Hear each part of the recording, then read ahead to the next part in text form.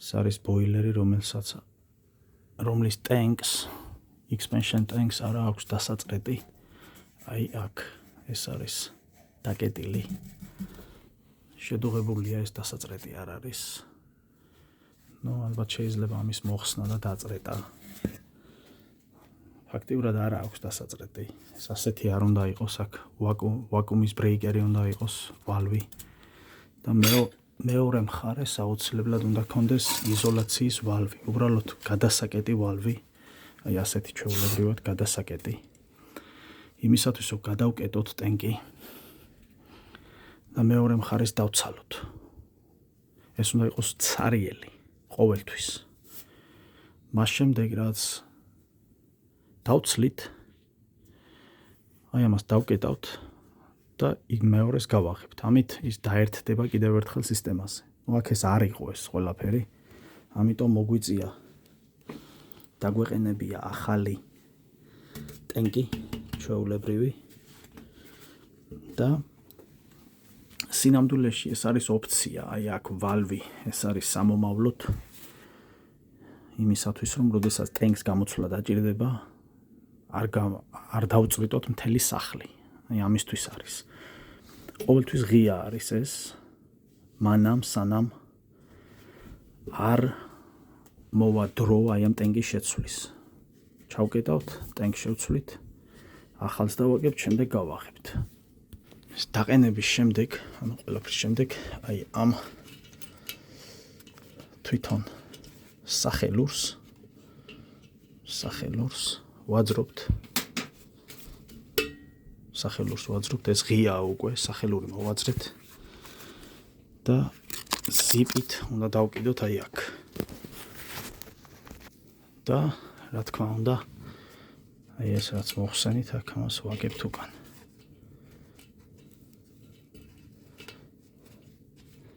ამის არსი იმაში მდგომარეობს, რომ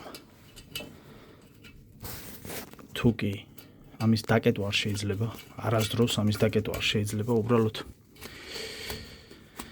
კასტომერმა რომ შემთხვევით ეს არ დაკეტოს, ამისათვის მოხსენით, აქ დავტოვეთ და ის შემთხვევით ამას არ დაკეტავს, მაგრამ როცა სერვის ტექნიშიანი მოვა, ჩვეულებრივად მოხსნის, დააგებს, დაკეტავს, გამოცვლის ტენკს და შემდეგ გააღებს და დაკიდებს ისე როგორც არის. რაც შეეხება ეს არის pressure relief 30 PSI-ზეა დაყენებული. ის იწრიტება როცა სისტემას პრობლემა ექნება, ანუ ტენკი არ იმუშავებს, pressure relief გამოუშვებს წყალს. ან კიდევ თუ კასტომერი დაამატებს, ან ტექნიშიანი დაამატებს ბევრ წყალს, 30 PSI-ზე მეტ წყალს თუ დაამატებს, ასევე გამოუშვებს აქ წყალს. ამ შემთხვევაში აი ეს არის უმნიშვნელოვანესი, თვითონ ამის დაბოლოება არის უმნიშვნელოვანესი. არ შეიძლება კონდეს thread-ი, დასახრახნი არ შეიძლება კონდეს. აკრძალულია კანონით, კოდით, აკრძალულია. იმიტომ რომ მას რო კონდეს დასახრახნი, ვიღაც ჭკვიანი მოვა და აი კებს დააგებს. ქვემოთ დააგებს კებს, ეს როცა წყალს გააპარებს, მივა კებს დააგებს, რომ წყალი არ გააპაროს, რაც ამ შემთხვევაში უკვე ბოილერში შეიქმნება დიდი წნევა და სადაც ყველაზე სუსტი ადგილია იქ გახეთქავს. ამიტომ აი ეს დაბოლოება აუცილებლად უნდა იყოს thread-ის გარეშე, აქ არაფრის დაგება არ უნდა შეიძლებოდეს.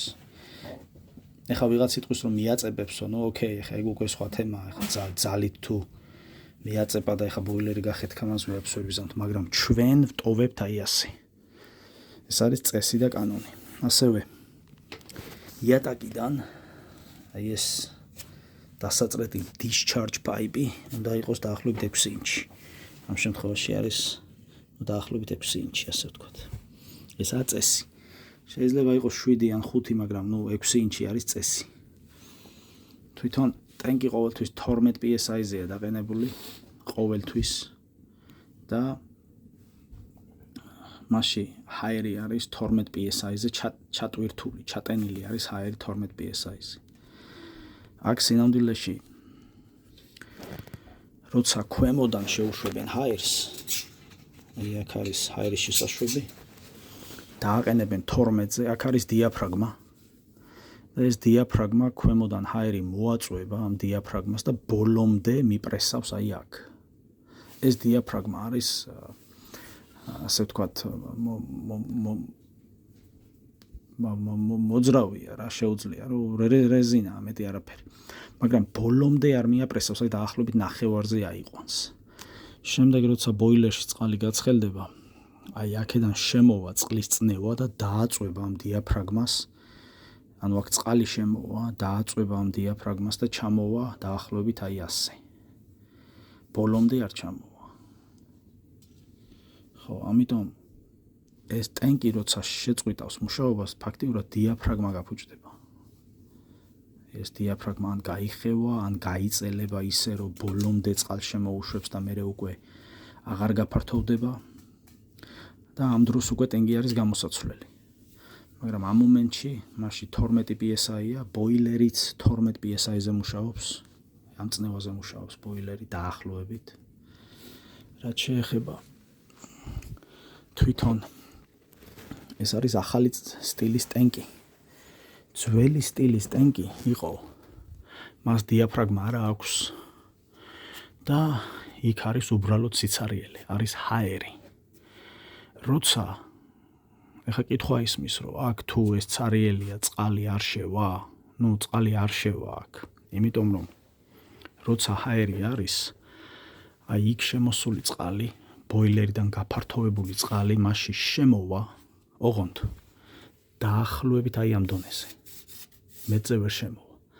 თუ კიდე გაფართოვდა წყალი, კიდე მიაწვება და ალბათ აი ამ ხელაზე აპრესავს ჰაერს, მაგრამ იქ უკვე ჰაერია დაპრესილი.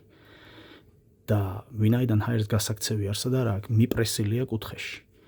შემდეგ ეს ჰაერი, რაც დაპრესილია, უკან აწვება ამ წყალს.